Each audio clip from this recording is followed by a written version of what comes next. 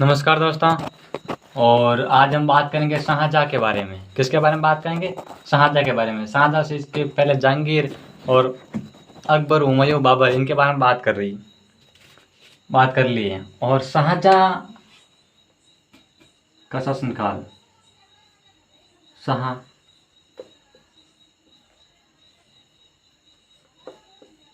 का शासन काल 1627-58 तक। ठीक है ना, बात समझ में आ गई। अब देखिए शाहजहाँ का जन्म स्थान देख लिया। शाहजहाँ जी जन्मे कहाँ पर थे, है ना। ऐसा है नहीं भी कि डायरेक्ट कोई भगवान के रूप में प्रकट हुए थे। इनका जन्म तो हुआ है, वो जन्म देखते हैं। देखिए जन्म हुआ था 1592 के अंदर। ठीक है, अब एग्जैक्ट डेट इतनी कोई मैं तो है नहीं, क्योंकि शाहजहाँ का जो काल है ना वो भी इतना इम्पोर्टेंट भी नहीं है, लेकिन फिर भी क्वेश्चन इनसे संबंधित बनते हैं। अब जब 1592 के अंदर इसका जन्म हो गया था। और इनकी माता का क्या नाम था? माता का नाम था जोधाबाई। जोधाबाई। अब ये जोधाबाई कौन थी, मानबाई कौन थी, मानवती कौन थी, इनकी चर्चा मैंने पिछली क्लास, जस्ट ये क्लास है, इससे पहले की जो जहांगीर की क्लास थी ना उसके बारे में बात कर ली। पूरी की पूरी डिटेल से मैंने आपको समझाया है।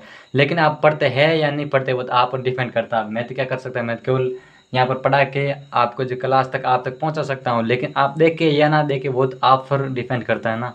देखिए जोधाबाई, है ना। अब इसको देखे, जोधाबाई को मानवती भी कहते हैं, मानवती, है ना। जगत गोसाई, फिर भी कर लेते हैं चर्चा। जगत गोसाई और शाहजहाँ के पिता का नाम जहांगीर। ठीक है, इनका दोनों का विवाह कब हुआ था? 1586 के अंदर, है ना। 1586 के अंदर इनका विवाह हुआ था। एंड ये 86 और 4 ये हो गए, 4 2 6 साल, 6 साल के बाद के अंदर किसका जन्म हुआ था? शाहजहाँ का जन्म हुआ था। ठीक है ना। 1586 के अंदर इनकी शादी हुई थी। शादी होने के बाद में 6 साल बाद के अंदर इनका विवाह हुआ था, सॉरी इनका जन्म हुआ था शाहजहाँ का। अब देखिए, जब ये शाहजहाँ जहांगीर के पुत्र थे, तो जहांगीर के शाहजहाँ अकेले नहीं थे, और भी पुत्र थे। जब वो पुत्र थे तो इन दोनों के बीच में भी एक लड़ाई चल रही। जैसे एक पुत्र था इनके शहरयार। कौन था? शहरयार। अब एक कहानी, एक खतरनाक कहानी निकल के आती है, वो आपको बताते हैं। हटा देते हैं एक मिनट, है ना। अब शाहजहाँ का शादी हुई थी 1612 के अंदर। ठीक है ना। और देखिए इनसे शादी हुई थी ना, इनसे पहले ही जो इनकी जो बुआ थी, है ना, नूरजहाँ। बुआ कौन थी? नूरजहाँ। नूरजहाँ, है ना। और नूरजहाँ का भाई था कौन? आसफ खान। आसफ खान, है ना। और आसफ खान की पुत्र थी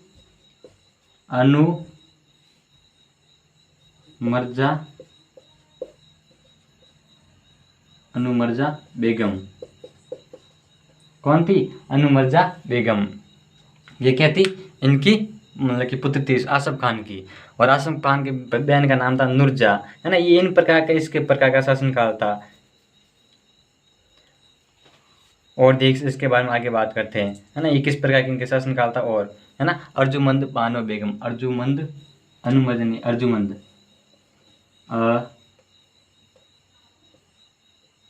लिखना में थोड़ी गड़बड़ हो जाती। अर्जुमंद बानो बेगम, ये बहुत ही खूबसूरत थी। अब देखिए इसकी शादी से मतलब कि शाहजहाँ के साथ करवाएगी, अर्जुमंद बानो बेगम की शादी, है ना। ये किसकी पुत्र थी? आसफ खान की थी। इसका मतलब सीधा सीधा ये है कि अर्जुमंद बानो, है ना, बेगम, है ना, उनकी नूरजहाँ क्या लगती थी? और बुआ लगती थी। क्या लगती थी? बुआ लगती थी। और यही बुआ किसकी पत्नी थी? जहांगीर की पत्नी थी। किसकी थी? जहांगीर की पत्नी थी। और यही जहांगीर का पुत्र कौन था? कट गया, शाहजहाँ। कौन था? शाहजहाँ। ठीक है ना। तो इसका मतलब क्या हुआ, बुआ बुआ भी एक साथ और जो भतीजी मानता है ना वो भी एक साथ, बुआ और भतीजी दोनों ही एक घर के अंदर इनकी शादी हुई थी। हाँ, ये बात थी। अब देखिए आगे बढ़ते हैं। इनकी शादी हो गई थी 1612 के अंदर। और जैसे ही समय बीतता गया, समय बीतता गया, तो क्या नूरजहाँ ने क्या किया, इनकी एक मतलब कि खूबसूरत बेगम थी, है ना, उनकी शादी किससे करवा दी? शहरयार से करवा दी। शहरयार कौन था? यही किसका? सांगीर का दूसरा पुत्र था शहरयार। इसका मतलब ये है कि अपनी ही पुत्री का विवाह अपने ही बेटे के साथ करवा दिया। देखिए नूरजहाँ की मतलब की असलियत, है ना, नूरजहाँ की असलियत ये है कि अपने ही बेटी का विवाह अपने ही बेटे के साथ करवा दिया। यानी कि जहांगीर का पुत्र था शहरयार, और इनकी ये पुत्री थी, नूरजहाँ की पुत्री कौन थी? मतलब वो बेगम, है ना, खूबसूरत बेगम। उनका विवाह किससे करवाया? शहरयार से करवा दिया। ये इसका इस प्रकार के इनका शासन का मतलब कि इस प्रकार की इनकी जो सामाजिक व्यवस्था थी। और जब नूरजहाँ ने इनका जो अपनी पुत्री का विवाह शहरयार से कराया, तो ये ज़्यादा किससे पसंद करेगी? शहरयार से करेगी या फिर जहाँ शाहजहाँ से करेगी? भाई देखिए, एक तो नूरजहाँ का ये मतलब कि खुद का जवाई हो गया, है ना, बेटी का घर का जवाई कौन हो गया? शहरयार हो गया। और एक वो भाई के बेटी का जवाई होता है ना, यानी कि खुद मतलब कि खुद का जवाई नहीं होता, फिर अंतर तो होता है ना, अंतर तो होता ही है ना। एक खुद की बेटी होती है, एक भाई की बेटी होती है, अंतर तो बहुत बड़ा होता था। हमारे तो ऐसा नहीं, लेकिन इसके समझ में ऐसा था, बहुत बड़ा अंतर था। तो इसने क्या किया, मतलब कि शाहजहाँ को ना चाह के शहरयार को चाहने लगी। तो उसका लगातार प्रयास आकर शहरयार राजा बनना चाहिए, आगे आने वाले समय में शहरयार शासक बनेगा, शहरयार शासक बनेगा, है ना। लगातार इसके इस प्रकार के पक्ष में थे शहरयार के। लेकिन जैसे ही मतलब कि जहांगीर की मृत्यु होती है 1627 के अंदर, कब होती है? 1627 के अंदर। तो ये मतलब कि जहांगीर शाहजहाँ के उस समय वहाँ पर मौजूद नहीं होता है। और ये कैद में मतलब कि सूबेदार होता है, दक्षिण का आसपास सूबेदार होता है। लेकिन उस समय क्या, शहरयार को वो मतलब कि राजा बना देती है। कौन? ये नूरजहाँ। कहती है कि आज से ये राजा कौन होता? शहरयार होगा, क्योंकि शहर का राजा कौन होता है? शहरयार होता है। और मेरा जवाई क्या होगा? सुल्तान होगा। और मेरी पुत्री क्या होगी? रानी होगी। कौन होगी? रानी होगी। तब ये बात तो पता चली शाहजहाँ को, अरे यार शहरयार राजा बन गया है ना, और मैं मतलब कि उनकी जो पुत्री है नूरजहाँ वो रानी बन गई है, तो फिर मैं किस काम का? तब वो मतलब कि भागा भागा गया। कौन? ये मतलब कि शाहजहाँ। और भागे गया आसिफ खान के पास में। आसिफ खान को जाके बोला कि ससुर जी बचाओ तो ये जगह है, वरना तुम्हारी बेटी का सुहाग उजड़ रहा है। क्या बोला? कि आसिफ खान जी यानी कि ससुर जी बचाओ तो ये मतलब कि समय है, वरना तुम्हारा जो बेटी का सुहाग है वो उजड़ जाएगा।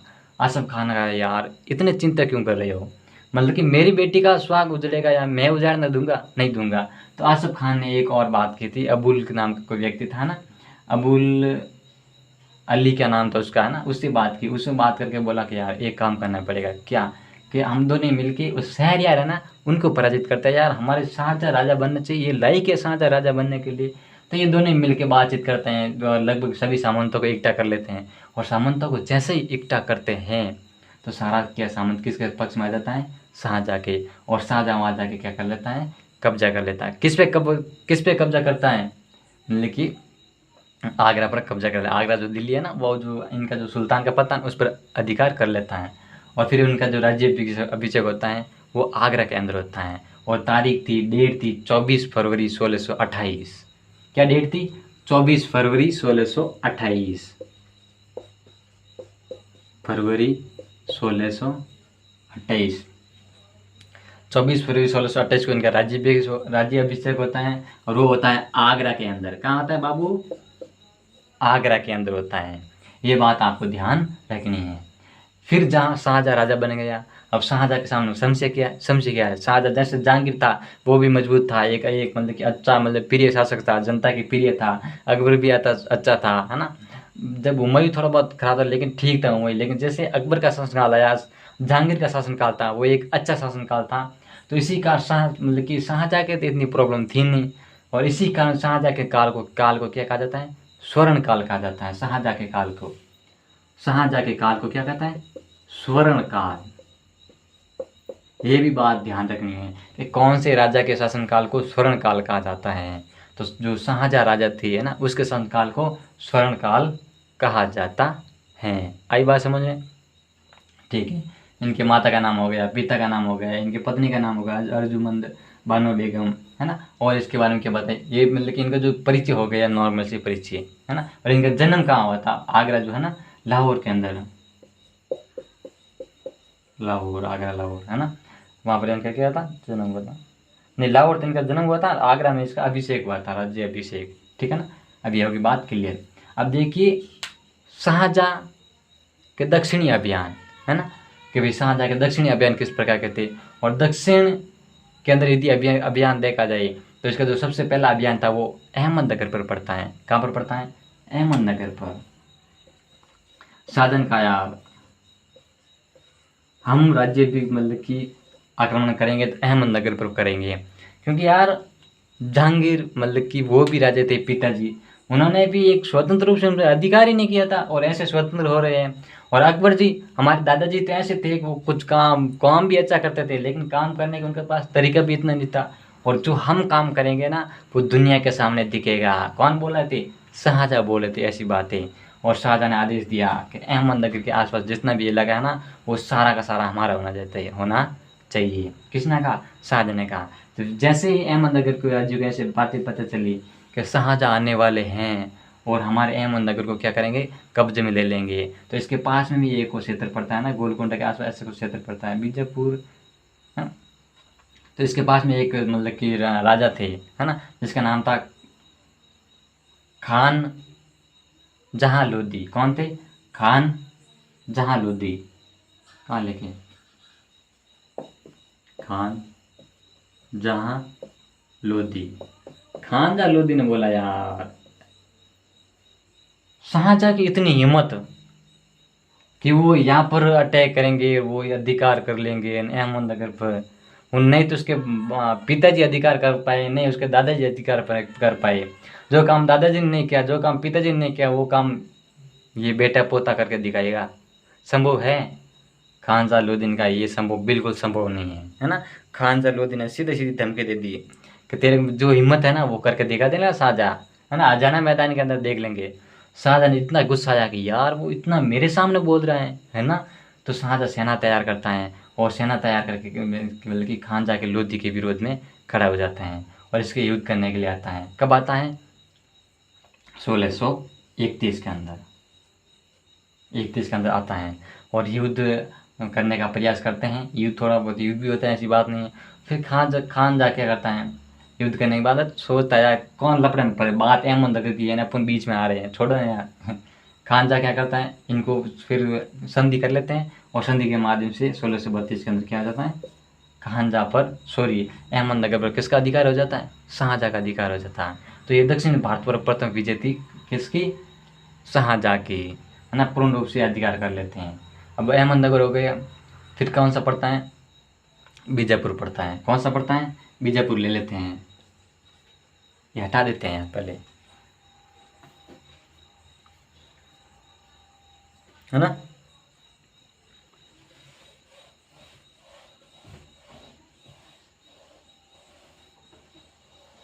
देखिए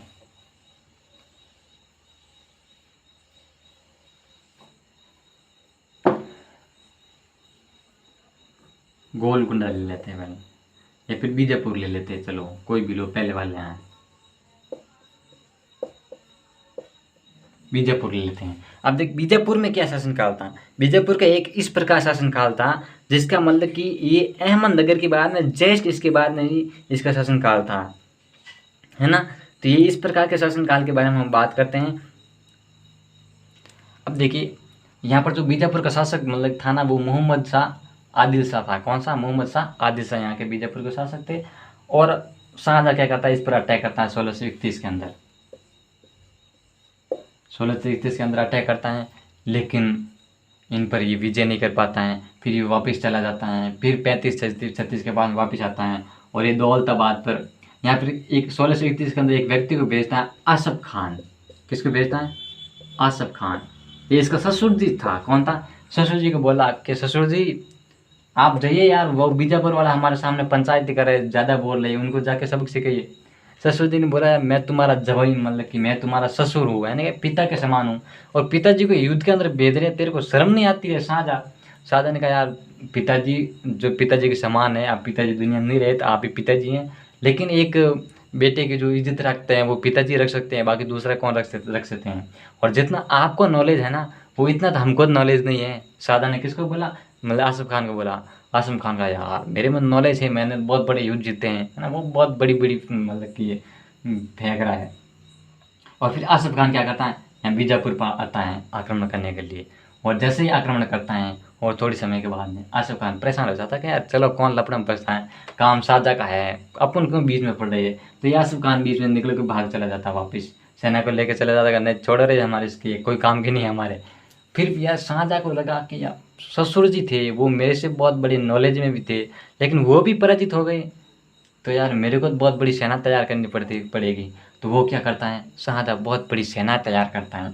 और जैसे ही वो सेना तैयार करता है तो वो मतलब कि प्रस्थान करता है। इसको सेना तैयार करने में लगे समय लग गया था 1635 से आगे तक लगे, 36 से शुरू और 35 के लास्ट तक। तो वो शुरुआत में आक्रमण करना आता है और वो मतलब कि रास्ता लेता है दौलताबाद वाला। कौन सा लेता है, दौलताबाद वाला। और वो मतलब 1636 के अंदर आता है इस पर अटैक करने के लिए। किस पर आता है, बीजापुर अटैक करने के लिए। और यहाँ का आदिल शाह मोहम्मद, यहाँ का मोहम्मद आदिल शाह शासक था, और उन पर अटैक करता है और विजय प्राप्त करता है। फिर क्या कर लेते हैं, संधि कर लेते हैं। वाह यार क्या बात है, शाहजहाँ ने संधि कर ली। ठीक है, शाहजहाँ ने क्या कर ली, संधि कर ली थी। अब बीजापुर हो गया कंट्रोल के अंदर। अब फिर आ गया गोलकुंडा। गोलकुंडा के अंदर यही थी, बीच में गोलकुंडा को मना रहे थे बार बार में। ये गोल था अपन, कुंडा था, कैसा था, गोल था अपन, क्या था, कुंडा था। अब जैसे गोलकुंडा का शासक था अब्दुल्ला। कौन था, अब्दुल्ला।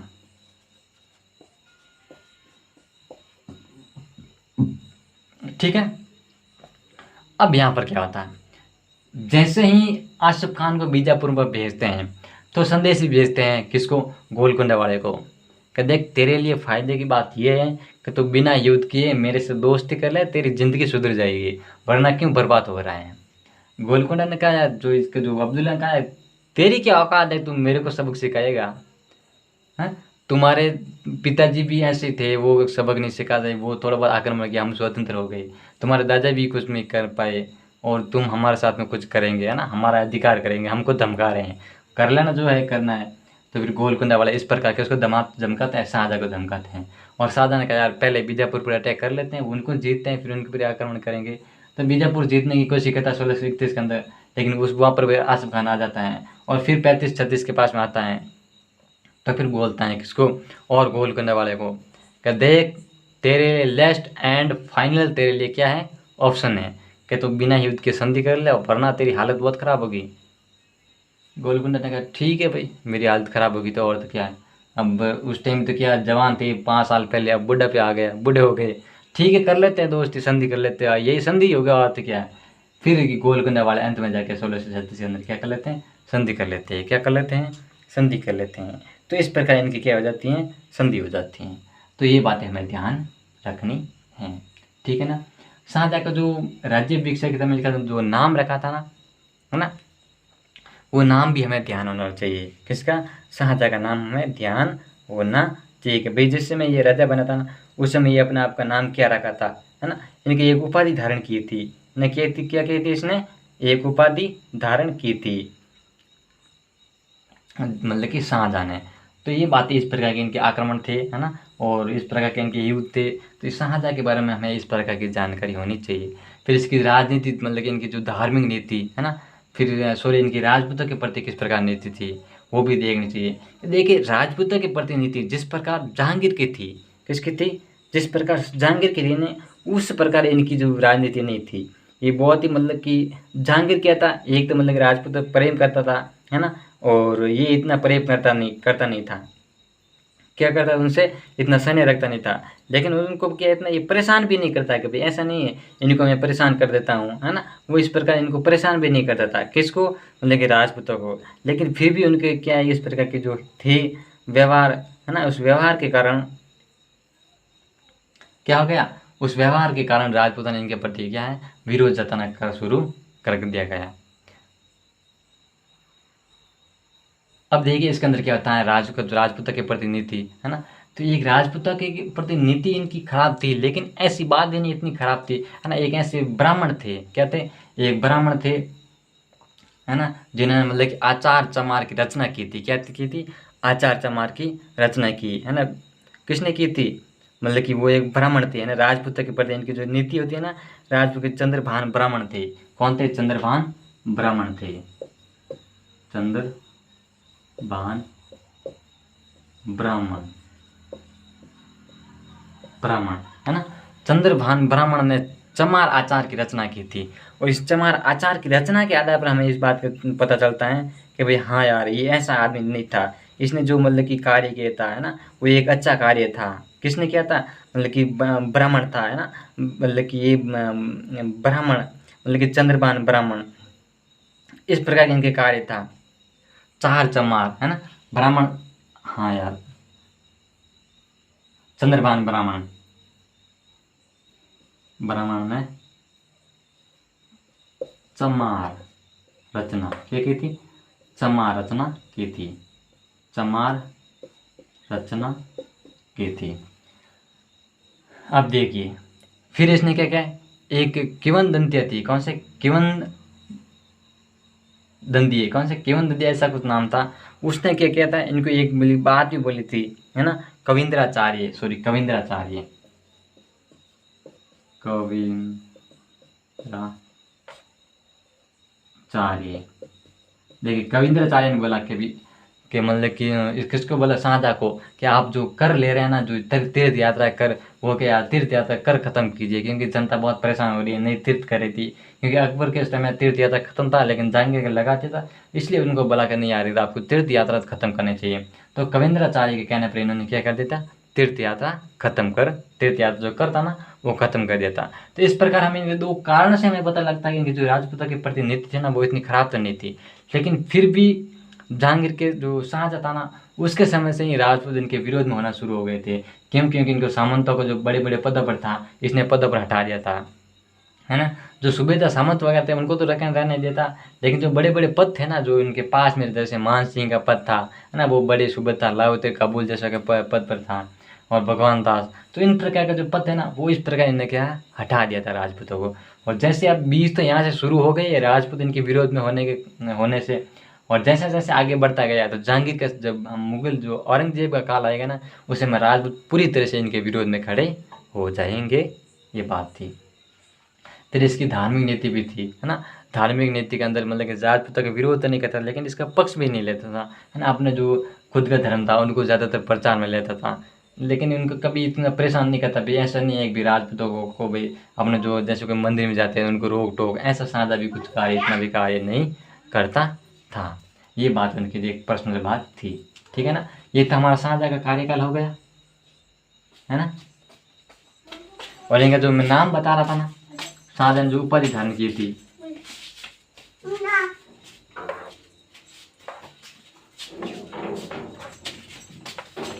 अबुल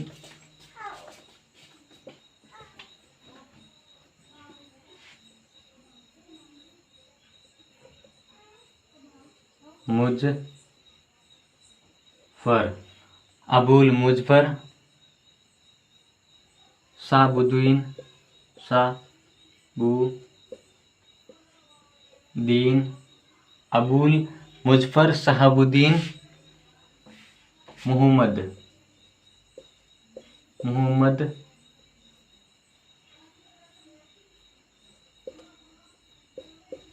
शाहीन ए साहिबा, है ना। ये इसका क्या था? इनका नाम, इनकी जो उपाधि थी ना, वो इसने उपाधि ग्रहण थी, अबुल मुजफ्फर शहाबुद्दीन मोहम्मद साहिब किरण ए सानी, क्या था? साहिब मोहम्मद साहिब ए किरण